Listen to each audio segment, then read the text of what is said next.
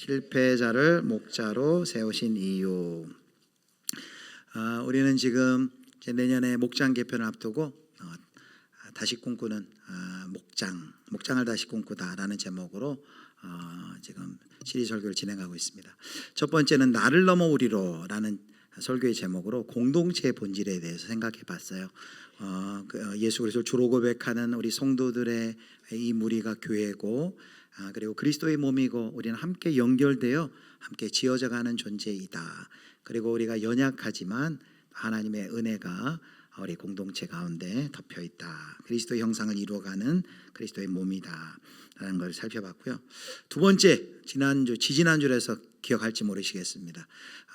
설교 제목 기억하실까요? 아무도 울지 않게 하는 교회, 아무도 혼자 울지 않는 교회라는 제목으로 우리 공동체가 울 수 있는 공간을 제공해주고, 또 아파하는 사람과 함께 아파하는, 공감하는 공동체, 그리고 서로 돌보는, 특정한 사람만 돌보는 게 아니라 서로 돌보는 그런 돌봄의 공동체가 되기를 소망했습니다. 자, 그런 공동체가 되기 위해서 아주 중요한 것이 있습니다. 그것이 바로 오늘 우리가 살펴볼 주제예요. 그런 공동체이기 위해서 핵심적인 과제가 있는데, 그게 바로 뭐냐면 오늘 제목처럼 목자를 세우는 것입니다. 우리 교회는 소그룹을 목장이라고 불러요. 다른 교회 보면 이제 소그룹을 순이라고도 하기도 하고 셀이라기도 하기도 하고 여러 가지 부르는 말은 다르지만, 소그룹 모임을 이제 우리는 목장이라고 얘기해요. 그리고 목장을 인도하는 분을 이제 목자라고 하죠. 우리 교회에 몇 목장이나 있는 것 같습니까? 혹시 한번 대략 몇 목장쯤 있을 것 같아요? 우리 교회에 97개, 97개 목장이 있어요. 근데 97개 목장이 다 어른들만 있는 게 아니라 영아부부터 청년부까지 목장이 55목장이에요. 그래서 우리 교회 학교도 목장이라 불러요. 그래서 목장의 교사들이 사실은 교사기도 하지만 선생님이라 부르지만 교회 학교 선생님이지만 또한 교회 학교 목장의 목자입니다. 55개의 교회 학교 목장과 그리고 42개, 42개의 우리 작년 목장이 있어요. 거기에는 이제 샬롬 아카데미의 목장이 7개가 있으니까 이제 35개 목장이지요. 우리 교회에 출석하는 성도에 비해서 목장이 그렇게 많은 편은 아닙니다. 그 목장에 42개 목장이니까 목자는 몇 분일까요?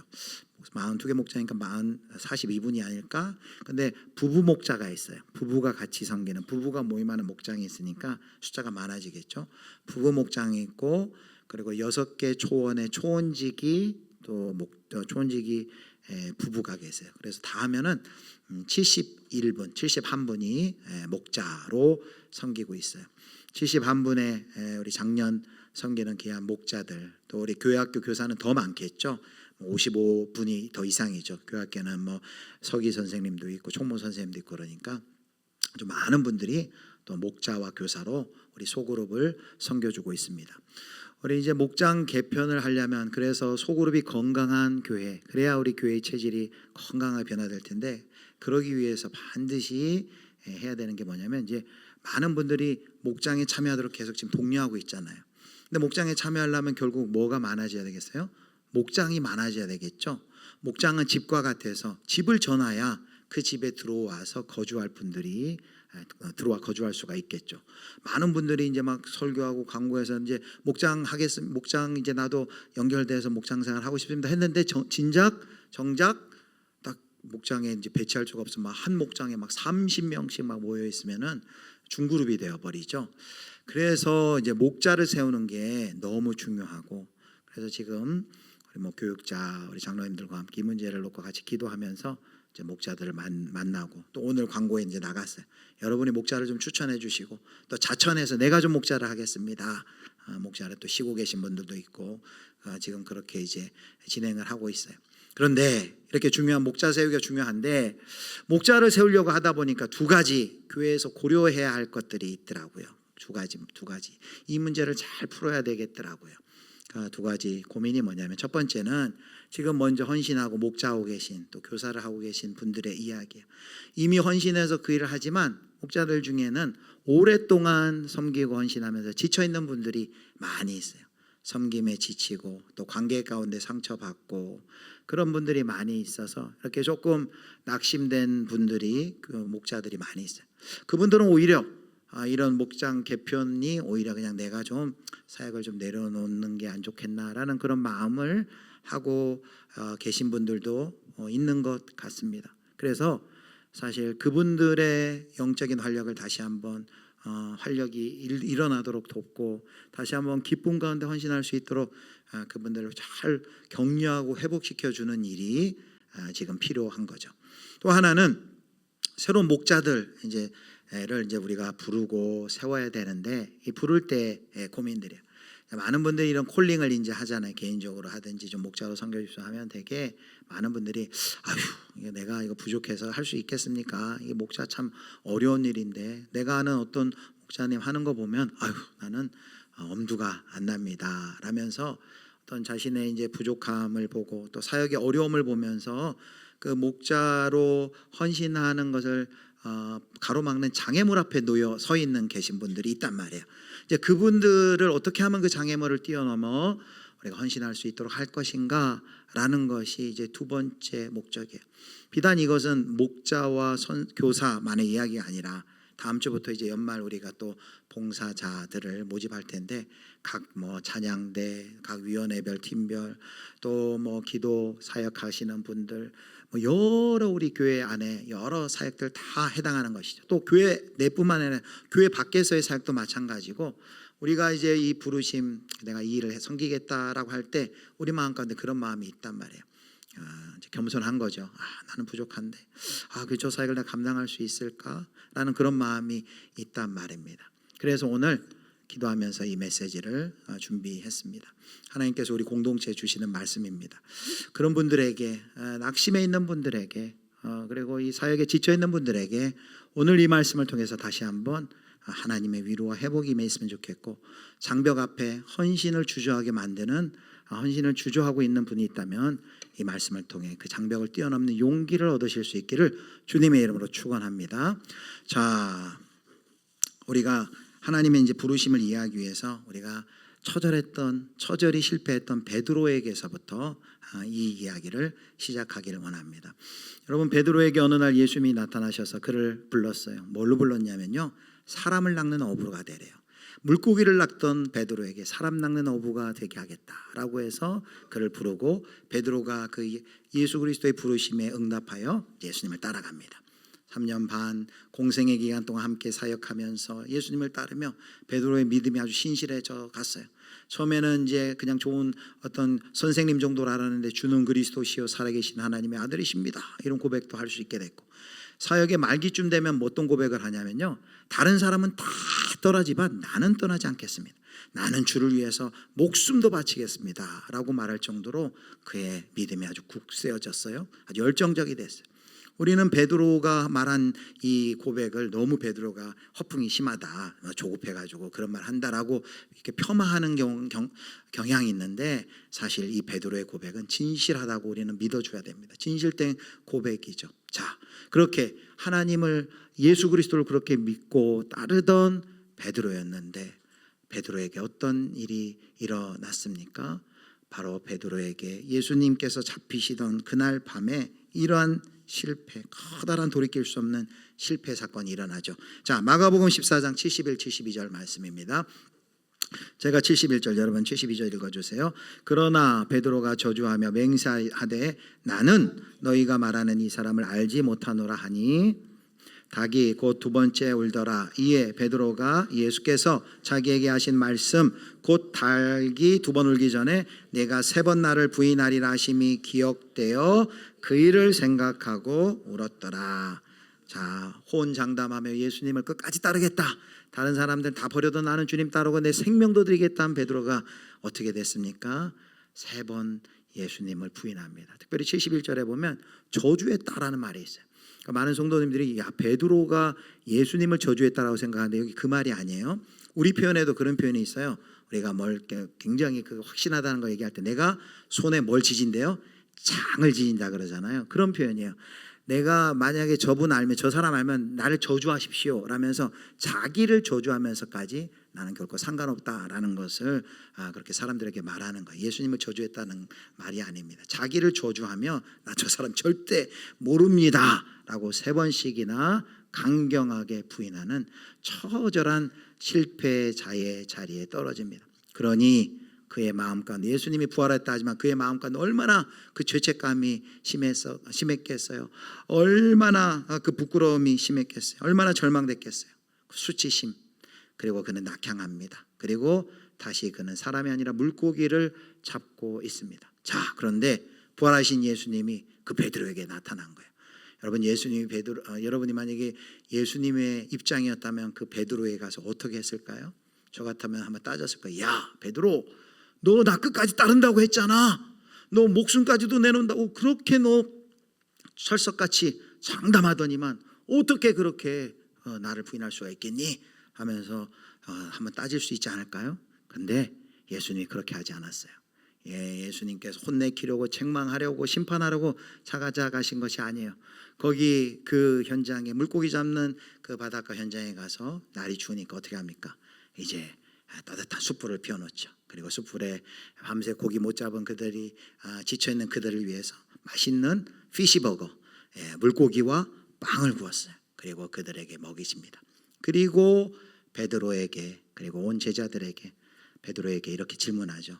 그 단 한 가지 질문, 베드로의 내면을, 깊은 내면을 어루만지는 단 한 가지 질문을 합니다. 그 질문이 뭐예요?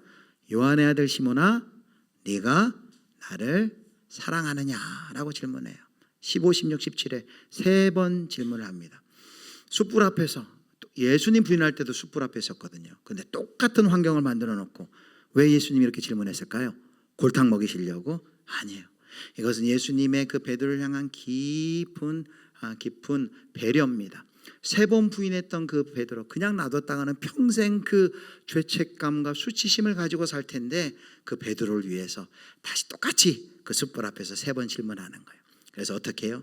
3번 내가 주님을 사랑합니다라고 고백하게 함으로써 그 예수님을 부인했던 그 죄책을 덮어주시기 위한 바로 예수님의 자상한 배려와 질문이 바로 15절부터 17절에 나타난 내가 나를 사랑하느냐라는 새 질문이죠. 자, 이 질문에 베드로가 어떻게 대답했어요? 뭐라고 대답했어요? 이렇게 대답했죠. 주님 그러하나이다. 내가 주님을 사랑하는 줄 누가 아신대요? 주님께서 아시나이다. 조금 표현은 다르지만 이제 15, 16, 17절 똑같이 3번의 질문에 3번에 똑같이 대답을 합니다. 자, 그 대답을 한 후에 드디어 예수님이 또 말씀하셔요. 그리고 내 어린 양을 먹이라. 16절에는 내 양을 치라. 그리고 17절에는 내 양을 먹이라 라고 말합니다. 여러분, 지금 아주 귀한 사명을 베드로에게 주는 거예요. 전에 사람 낚는 어부가 되라 라는 그 명령도 잘 수행하지 못해 철저히 넘어지고 실패해 있는 베드로에게 이번엔 어떤 위대한 사명을 줍니까? 너무나고 위대하고 거룩한 목자의 사명, 내 어린 양을 쳐라, 먹여라, 치라, 먹이라 라는 목자의 사명을 주고 있는 것입니다. 사랑하는 성도 여러분, 우리는 이제 이 장면에서 먼저 확인할 것이 있어요. 그것은 뭐냐면은 목자의 사명을 비롯한 우리 모든 사명이 우리의 자격, 완벽한 자격, 우리의 어떤 조건에서 비롯되는 것이 아니다라는 거예요. 오늘 이 베드로의 이야기, 예수님이 찾아오셔서 이 우리가 방금 살펴본 베드로의 이야기에는 결국 무엇을 우리에게 보여줍니까? 우리의 사명이, 예수님이 다짜가 오자마자 야 사역해야지, 일해야지, 너 목자 돼야지 라고 말하신 것이 아니에요. 뭐부터 확인하셨어요? 사랑, 내가 나를 사랑하느냐라는 것을 확인하셨습니다. 그래서 우리의 사명이 오직 주님을 향한 사랑에서 비롯된다는 것을 우리가 확인해야 돼요. 사역과 일이 먼저가 아니라 하나님 예수님과의 관계, 사랑이 먼저다라는 것입니다. 사랑이 먼저다. 주님은 사랑을 확인하신 뒤에야 우리에게 사명을 맡기셨어요. 사랑이 먼저이다. 그런데 이렇게 말하면 또 이렇게 생각해요. 그럼 그 사랑도 자격이구나. 난 예수님 사랑하지 않으니까 나는 자격이 없네 라고 생각할 수 있어요. 그런데 여러분 잘 들으세요. 여기서 말하는 사랑은 자격이 아닙니다. 우리의 공로가 만든, 우리가 애쓰고 힘써서 만든 자격이 아니에요. 여러분, 주를 향한 사랑이 내가 만들어낸 것이 아니에요. 여기 예수님이 내가 나를 사랑하느냐라는 이 질문 속에는 전제가 있죠. 전제가 어떤 전제가 있을까요? 예수님이 사랑하니까 그 자리에 온 거예요. 베드로를 사랑해서 그 실패하고 철저히 넘어진 그 베드로를 사랑하기 때문에 그 베드로를 향해 사실은 세 번의 질문은 세 번의 예수님의 사랑 고백이 먼저 있었던 거죠. 이런 얘기죠. 베드로야, 너 실패한 거 내가 잘 알고 너 넘어진 거 안다. 내가 너 연약한 거 안다. 그러나 내가 너를 여전히 사랑한다. 그런데 너는 나를 사랑하니? 라고 물어보고 있는 것이죠. 먼저 예수님이 사랑하셨죠. 그리고 그 사랑에 대한 반응을 말하고 있는 것입니다. 그래서 요한일서 4장 19절에 보면 이렇게 말씀합니다. 우리 요한일서 4장 19절 우리 같이 읽도록 하겠습니다. 우리가 사랑함은 그가 먼저 우리를 사랑하셨습니다. 누가 먼저 우리를 사랑하셨대요? 그가, 예수님이, 하나님이. 여기에서 우리 모두 중에 먼저 우리가 하나님을 찾거나 예수님을 사랑하는 사람 아무도 없어요. 먼저 하나님이 우리를 사랑하셨고 그 사랑에 우리가 반응하여 이 자리에 있는 것이죠. 예수님 말하는 거야. 내가 너 알아. 네 마음 다 알아. 나는 너를 사랑한다. 너 알지? 너는 나 사랑하니? 라고 물었고 있는 것이죠. 사랑하는 우리 예수비전교회 모든 성도 여러분, 하나님이 우리 주 예수 그리스도께서 저와 여러분을 먼저 사랑하셨음을 믿으시기를 바랍니다. 믿으시기를 바랍니다. 예수님이, 하나님이 내가 먼저 사랑하기 전에 우리에게 찾아오셔서 우리를 사랑하셨다라는 거예요. 우리를 사랑하셔서 우리에게 찾아오시고 우리를 구원하셨고 아들 예수님 보내셔서 우리의 죄값을 치르시고 우리를 구원하셨고 우리를 사랑하시기 때문에 우리를 사명의 자리로 부르신다는 것이지요. 바로 이 은혜가 오늘 우리 설교의 중요한 질문을 풀어갈 수 있는 열쇠. 오늘 설교의 질문이 뭐예요? 도대체 베드로처럼 저렇게 철저한 실패자인데 어떻게 저런 실패자에게 목자의 이 귀한 사역을 맡기지? 라는 질문을 우리가 풀어나가야만 합니다. 자, 여러분, 우리는 그냥 성경에 기록되어 있으니까 여기 그냥 내 어린 양을 치라, 내 양을 먹이라 하는 걸 그냥 받아들이지만 알고 보면 이 명령은 어마어마한 명령이에요. 어마어마한 명령이에요. 사람 낚는 어부의 사명도조차도 제대로 수행하지 못해서 예수님 배반하고 도망쳤던 그 실패자인 베드로를 향해서 더 거룩하고 위대한 명령인 목자가 되어서 어린 양을 쳐라 먹여라라고 어떻게 이런 명령을 예수님께서 하신 거예요. 어떻게 이처럼 실패한 자에게 그토록 영광스러운 부르심이 주어질 수 있을까요? 여러분, 이 대답을 우리가 찾아야 되는데 그 대답은 우리가 베드로에서 찾을 수 없어요. 베드로의 어떤 자격이나 능력 때문에 그렇습니다라고 말할 수 없어요. 이 질문에 대한 대답은 우리가 어디에서 찾아야 돼요? 바로 베드로를 부르신 예수님이 누구신지라는 예수 그리스도의 정체성에서 우리가 그 대답을 찾아야만 합니다. 여러분, 바로 예수님이 말씀하신 이 목자가 무엇을 의미하는지를 성경을 통해서 우리가 깨달을 때 바로 왜 예수님이 실패자인 베드로를 목자로 부르셨는지를 우리가 알 수 있어요. 예수님께서 사용하신 단어는 구약의 깊은 배경을 가진 단어가 많아요. 여기 목자도 마찬가지입니다. 여러분, 우리가 목자 하면 되게 어떻게 생각하면 전화 연락하고 또 목장 모임을 인도하고 간식 준비하고 나를 돕는 헬퍼 정도로 생각하는데 그 역할도 있어요. 그런데 구약의 목자를 보면요, 정말 어마어마한 뜻이, 이 깊은 뜻이 이 목자라는 직 가운데 들어 있어요. 한마디로 얘기하면 이 목자는 뭐냐면요, 왕권과 통치권을 가지고 있는 자리입니다. 왕권과 통치권. 최초로 이 목자라는 단어를 누구에게 쓰는 줄 아십니까? 하나님에게 씁니다. 자, 시편 23편 1절을 보겠습니다. 같이 읽겠습니다. 여호와는 나의 목자시니 내게 부족함이 없으리로다. 자, 여기 나의 목자, 다윗이 시편 23편 고백에 나의 목자가 누구래요? 여호와 하나님이 나의 목자이십니다 라고 고백합니다. 시편 80편 1절에서도 이스라엘 공동체를 향해 이렇게 말씀하십니다. 자, 시편 80편 1절 말씀, 호산나 찬양대가 읽겠습니다. 요셉을 양떼같이 인도하시는 이스라엘의 목자여 귀를 기울이소서. 그룹 사이에 좌정하신 이여 빛을 비추소서. 자, 여기 요셉을 양떼같이 인도하시는 이스라엘의 목자여, 하나님을 이스라엘의 목자라고 부릅니다. 그런데 하반절에 보면 그 이스라엘의 목자를 뭐라고 부릅니까? 그룹 사이에 좌정하신 이여 라고 말합니다. 무슨 뜻이에요? 온 우주를, 그 이스라엘의 목자이신 하나님은 온 우주를 다스리시고 통치하시는 분이십니다 라고 말하는 겁니다. 그분의 통치는, 하나님의 통치는 힘과 권력에만 기반하는 것이 아니라 양들을, 그들의 백성 양들을 사랑으로 먹이고 돌보고 다스리시는 그 목자의 마음에 기반하고 있다는 것을 바로 우리 하나님이 그 목자이신, 왕권과 통치권을 가지고 계시지만 그의 사랑하는 양떼들을 사랑으로 돌보고 섬기는 목자다라고 말하고 있습니다. 그런데 놀라운 것은 이 하나님께 사용되었던 이 목자라는 이 호칭을, 이 자리를 하나님께서 인간 지도자들에게 그 목자의 직을, 목자의 역할을 위탁을 합니다. 위임을 합니다. 대표적인 경우가 다윗이에요. 다윗에게 그 목자의 역할을 맡겨요. 자, 시편 78편 70절 72절 보겠습니다. 교독합니다. 또 그의 종 다윗을 택하시되 양의 우리에서 취하시며 전 양을 지키는 중에서 그들을 이끌어내사 그의 백성인 야곱, 그의 소유인 이스라엘을 기르게 하셨더니, 우리 72절 같이 읽습니다. 이에 그가 그들을 그의 손에 능숙함으로 그들을 지도하였더라. 자, 70절부터 다시 보면 다윗을 택했대요. 그리고 양의 우리에서 취하시고 전 양을 지키는 중에서 그들을 이끌어내사 그의 백성인 야곱, 이스라엘을 그 다윗에게 맡기셨대요. 그랬더니 72절에 이제 그가, 다윗이 그들을 자기 마음의 완전함으로 기르고 여기 목양한다는 뜻이에요. 목자가 되어서 그들을 목양하였다라고 말을 하고 있습니다. 자, 자신의 칭호이자 자신의 왕권과 통치권을 상징하는 이 어마어마한 역할인, 직분인 이 목자를 인간 지도자에게 하나님이 맡겨 놓으셨어요.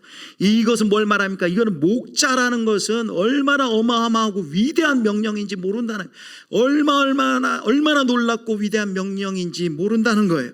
영광스러운 귀한 그런 직분이에요. 그런데 이렇게 맡기기는 했는데 역사가 증명해요. 그 인간의 지도자들이 그 목자의 역할을 감당해야 되는데 잘 감당했을까요? 다윗마저도 그 목자의 역할을 담당하다가 넘어지고 실패하였어요. 다윗 이후의 왕 다윗을 기준으로 볼 때도 우리가 열왕기를 평가를 보면 이 다윗을 기준으로 평가하는데 다윗만큼 못한 왕들이 많아요. 모든 인간의 지도자들이 목자의 역할을 수행하다가 실패하고 넘어집니다. 사명을 잘 감당하지 못하는 것이죠. 이처럼 뭘 보여줘요? 이 목자의 부르심은 너무나 위대하고 거룩한데 이것을 인간이 감당하기가 너무나 버겁고 어려운 무거운 사명이다라는 것이죠. 그럼 우리가 질문이 또 생기죠. 아니, 그럼 그렇게 어렵고 힘든 목자직이라면서, 아니 어느 정도 좀 할 수 있는 사람, 그래도 능력이 있는 사람한테 부탁해야지 왜 예수님은 저렇게 철저하게 제 스승을 배반하고 도망친 그 베드로 같은 사람에게 그 목자의 직을 맡기냐는 말입니다. 우리가 질문이 더 꼬이는 거예요. 이렇게 위대한, 구약을 봐도 이렇게 위대한 하나님이 목자셨고 하나님의 왕권과 통치권을 말하는 이 목자를 인간 지도자들에 맡겼어도 그들은 못하는데, 아니 왜 이것을 실패한 베드로 같은 이에게 맡기시는 것인가 라는 질문을 하는 것이죠. 자, 이 대답을 우리가 풀어야 돼요. 질문을 풀어야 돼요. 여러분, 방금도 얘기했지만 이 대답은, 해결은 베드로를 밤낮 쳐다봐야 우리가 확인할 수 없어요. 베드로의 어떤 자격, 베드로의 어떤 능력을 쳐다봐서는 절대 볼 수 없어요. 그럼 누구를 봐야 돼요? 베드로를 부르신, 목자로 부르신 도대체 예수님은 누구이기에 실패자를 부르는가? 그 베드로를 부르신 이가 누군지의 정체성을 우리가 확인할 때 이 질문에 대한 답을 우리가 찾을 수 있어요. 여러분, 그 질문에 대한 대답을 찾아보겠습니다. 여러분, 예수님이 누굴까요? 실패한 베드로를 부르는 예수님은 자기를 누구라고 계시하십니까? 그것이 바로 요한복음 10장 11절 말씀이에요. 자, 10장 11절, 이번 주 요절이죠. 같이 읽겠습니다. 나는 선한 목자라. 선한 목자는 양들을 위하여 목숨을 버리거니와. 자, 예수님은 그냥 목자라고 하지 않았어요. 어떤 목자래요? 선한 목자예요. 왜 예수님은 선한 목자일까요? 왜 선한 목자일까요? 그 뒤에 나와요. 양들을 위하여 뭘 버린대요? 목숨을 버린대요. 그리고 요한복음 10장 14절 15절에 다시 한번 강조하세요. 자, 14절, 나는 선한 목자라. 나는 내 양을 알고 양도 나를 아는 것이 아버지께서 나를 아시고 내가 아버지를 아는 것 같으니 나는 양을 위하여 뭐 하신대요? 목숨을 버리노라. 여러분, 이 요한복음의 10장에 요한복음 보면 나는 누구누구이다 7개의 자기 계시가 나오는데, 나는 선한 목자다, 나는 생명의 떡이다, 나는 세상의 빛이다, 나는 길이요 진리요 생명이다. 그 중에 하나가 나는 목자다, 나는 선한 목자다. 그런데 여러분, 이 선언은 우리는 성경에 기록되어 있으니까 그냥 듣고 말 수 있지만, 여러분, 이 예수님의 자기 계시는 놀라운 계시예요. 이 세상의 모든 권력과 구조와 가치를 완전히 전복시켜버리는, 뒤집어버리는 선포예요. 여러분, 목자는 구약부터 왕이라 그랬어요. 그런데 목자인 왕이, 그 당시 예수님 당시도 그렇고, 왕이 백성을 위하여 죽는 경우가 있을까요? 없어요. 왕이 백성을 위하여 죽는 경우는 없습니다. 반대는 많죠. 백성이 왕을 위하여 죽어야 되고, 백성이 왕을 위하여 희생해야 되는 것이 세상의 원리요 가치요 구조입니다. 그런데 예수님 지금 뭐라고 선포하는 거예요? 왕인 내가, 목자인 내가 나의 양들을 위하여 생명을 바친다. 세상의 왕들은 백성들을 희생시키고 백성들을 죽여서 자기의 위치를 다지고 군림하지만은, 우리의 참 목자, 선한 목자는 양들을 위하여 나의 생명을 바친다, 내 목숨을 내놓는다 라고 말씀하고 있는 것이 바로 이것이에요. 여러분, 바로 이것이 어떻게 실패한 베드로를 예수님께서 목자로 세우시는가라는 질문에 대한 대답입니다. 여러분, 왜 이게 대답이 될 수 있습니까? 예수님께서는 이와 같이 베드로처럼 실패하고 연약하고 스스로 자기를 포기해버리신 그 양을 위해 어떻게 하셨어요? 그 예수님을 배반하던 그 밤에 예수님께서는 십자가에 못 박혀서 그 다음날 그를 위해 생명을 바치십니다. 뭡니까? 주님께서 지신 십자가는 베드로의 그 큰 죄책과 그 큰 잘못과 실패와 죄를 덮고도 넘는 그 예수님의 십자가가 바로 용서와 회복의 근거가 되어주신 것입니다. 여러분, 베드로가 다시 회복되어 일어설 수 있는 그 자격은 베드로에게 결코 있지 않습니다. 누구에게 있습니까? 그를 위해 목숨을 버리신 선한 목자이신 예수님을 베드로가 만났기 때문에 그가 회복된 것임을 여러분 믿으시기를 축복합니다. 베드로가 아니라 예수님께 바로 그 원인과 이유가 있다라는 것입니다. 사랑하는 성도 여러분, 오늘 베드로의 이야기가, 오늘 그 실패하고 그 절망 가운데 있는 베드로를 만나주신 예수님의 이야기가 오늘 질문에 대한 대답을 줍니다. 자, 오늘 한번 띄워주세요. 같이 한번 읽겠습니다. 같이 읽습니다. 실패자를 목자로 세우신 이유는 부르신 분이 선한 목자이기 때문입니다. 우리의 연약함과 실패함에도 불구하고 주께서 우리를 부르셨고, 그 부르심이 유효한 이유가 있다면 그 이유가 자격이 어디에 있지 않아요? 내게 있지 않고 나를 부르신, 우리가 찬양도 나를 부르신 이가 하나님이라 했는데, 나를 부르신 이가 누구이기 때문에? 선한 목자이기 때문에, 베드로의 그 죄책과 실수와 실패를 덮고도 남을 그 예수 그리스도의 은혜로 우리와 함께하고 있기 때문인 줄 여러분 믿으시기를 주님의 이름으로 축원합니다. 예수님 때문에, 선한 목자이신 예수님이기에 그 실패한 베드로를 불러주신 것이죠. 여러분, 베드로의 이야기가 우리에게 주는 최종 교훈은 명확해요. 우리는요, 사역을 할 때 내가 무엇을 하지? 내가 잘할 수 있을까? 힘들지 않을까? 이런 것에 더 관심이 많아요. 근데 오늘 이야기는 우리가 근데 그것보다 더 뭐에 집중하라는 거예요? 부르신 일을 따라가라는 거예요. 부르신 일을, 부르심보다 그 이전에 부르신 일을 먼저 따라가라라는 것이죠. 우리의 시선을 나의 어떤 부르심, 사역과 사명, 난 이거 잘하는데 이거 못하는데, 이게 아니라 누가 나를 부르고 계신가를 바라보라는 거예요. 누가 나를 부르고 계신다고요? 선한 목자이신 예수님이 나를 부르고 계신구나. 그것을 보여주는 것이 이제 그 부르심 후에 이 베드로의 질문에 나타나 있어요. 여러분, 베드로가 궁금했어요. 나는 이렇게 불렀는데, 그럼 여기 보이는 쟤는 어떠지? 요한으로 추정돼요. 쟤는 도대체 어떻게 되는 거예요? 궁금했어요. 비교하게 되는 거예요. 자, 요한복음 21장 21절입니다. 베드로가 이렇게 질문합니다. 이에 베드로가 그를 보고 예수께 여짜오되, 주님, 이 사람은 어떻게 되겠사옵나이까? 요한을 가리키며 얘기하는 거예요. 그러자 예수님이 최종적인 명령을 합니다. 자, 21장 22절 우리 같이 읽겠습니다. 예수께서 이르시되, 내가 올 때까지 그를 머물게 하고자 할지라도 내게 무슨 상관이냐? 너는 나를 따르라 하시더라. 저를 한번 더 따라해 주세요. 내게 무슨 상관이냐? 너는 나를 따르라. 한 번 더요. 너는 나를 따르라. 이것이 예수님의 최종 명령이에요. 너는 나를 따르라. 비교하지 말고, 다른 사람 쳐다보지 말고. 여러분, 이 가운데 목자, 교사, 찬양대원, 봉사하시는 분들 많이 있잖아요. 혹시 봉사하다가 비교가 되십니까? 저 사람은 아무 봉사도 안 돼. 나는 봉사를 2개씩이나 하고 있는데 저 사람은 뭐 하는 거야? 반대로 저 목자는 저렇게 잘하는데 왜 나는 이렇지? 아니면 저 목장들은 목자를 저렇게 목원들이 잘 섬기는데 우리 목원들은 1년 가야 선물 하나 이렇게 과자 하나 안 주고 이게 뭐야 이거? 혹시 이런 굉장히 공감이 되시는 것 같아요. 예. 혹시 그런 마음이 드실 때가 있어요. 비교하지 말라는 거예요. 나의 양떼를 맡기시는 분은 하나님이에요.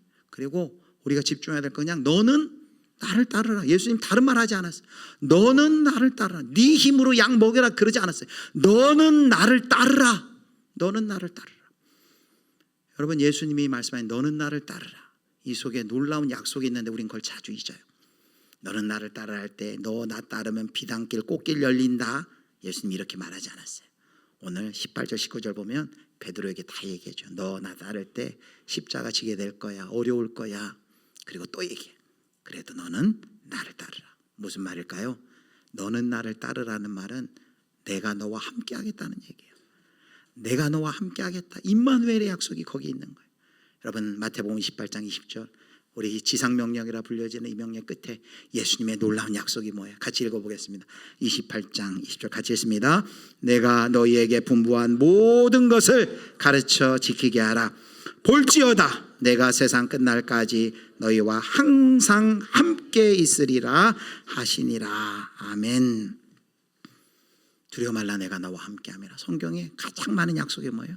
내가 너와 함께한다는 임마누엘의 약속이에요. 소명을 따를 때 지불해야 될 대가와 비용이 있지만 그 대가와 비용을 뛰어넘는 어마어마한 임마누엘의 은혜가 있다는 것을 기억하시기를 축복합니다. 말씀을 맺겠습니다. 오늘 실패한 베드로에게 찾아가서 그를 다시 그에게 목자의 위대하고 거룩한 사명을 주시는 그 예수님이 누구시라고요? 선한 목자. 오늘 3가지를 살펴봤어요. 첫 번째, 같이 읽겠습니다. 사명은 사랑의 회복위에서 시작된다. 여러분, 제가 고민이 그거예요. 어떻게 우리 목자님들 수고하는데 어떻게 격려해 드릴 수 있을까? 맥모닝가 가지고 이렇게 햄버거도 사줄 수 있고 커피도 사드릴 수 있지만 그거는 잠깐이. 목자님들, 또 이 자리에 계신 우리 교사나 우리 봉사자들 이걸 알아야 돼. 하나님이 날 먼저 사랑하셨다. 예수님이 나를 사랑하신다. 나는 너를 사랑하는데 너는 나를 사랑하냐? 라고 물으시는 그 하나님. 그 하나님을 만날 때 회복이 될 수 있을 것입니다. 자, 우리 2번째 같이 읽겠습니다. 실패자를 목자로 세우신 이유는 부르신 이가 선한 목자이기 때문이다. 여러분을 부르신 이가 누구예요? 나를 여기 불러주신 분이 누구예요? 여러분을 목자로, 교사로 불러주신 분이 누굽니까? 선한 목자이신, 나를 위해 십자가 지시고 내 실수와 죄책과 실패도 다 덮으실 수 있는 능력과 은혜가 계신 그 예수님, 그 예수님이 선한 목자가 나를 부르시기에 우리가 이 사명 감당할 수 있습니다. 마지막 3번째 읽겠습니다. 부르심이 아닌 부르신 분을 따르는 것에 집중하라. 우리가 사명을 비교하지 말고 또 열등감 가질 필요도 없고, 우리가 할 것은 나를 따르라라는 그 예수님의 명령에 우리가 순종하기만 하면 돼요. 그 예수님을 따른다는 것은 하나님 예수님이 함께 해주신다는 거죠. 그분께 꼭 붙어 있을 때 나는 부족한 목자예요. 나는 부족한 교사예요. 나는 부족한 목사예요. 그렇지만 우리가 예수님 따를 때 우리 목자가 누구예요? 예수님이 우리의 선한 목자가 되어주셔서 우리를 가장 좋은 길로, 선한 길로 저와 우리 공동체를 인도하여 주실 줄 믿으시기를 축복합니다.